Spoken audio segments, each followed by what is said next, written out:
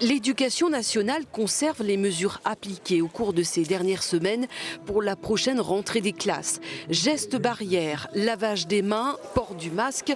Le retour dans les établissements scolaires sera toujours aussi encadré compte tenu de la situation sanitaire. Sauf qu'il se fera cette fois avec des effectifs au complet. Et c'est là toute la difficulté, répond le SNALC. Dans les salles de classe, ce qu'on faisait, c'est qu'on mettait sur une même table rectangulaire en diagonale face à face un élève. Mais la table d'à côté, on refaisait la même chose. Donc l'élève d'à côté, il n'était pas à 1 mètre de celui de cette table.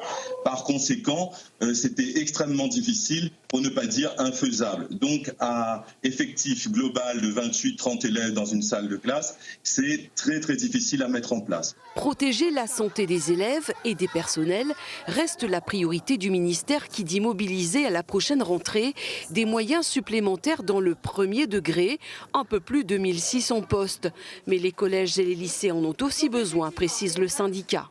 Déjà des professeurs supplémentaires, si on doit redédoubler les classes. Le but, c'est de ne pas faire la continuité pédagogique. On sait très bien qu'à 50%, elle ne donnait pas satisfaction.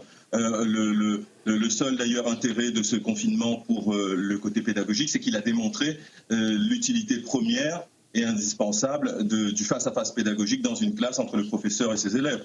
Nous ne l'avons absolument pas quand on est en distanciel. L'éducation nationale n'exclut pas enfin de reprendre l'enseignement à distance, au cas où la situation sanitaire exigerait, je cite, des mesures plus strictes. Un plan de continuité pédagogique sera dans quelques jours consultable sur le site du ministère.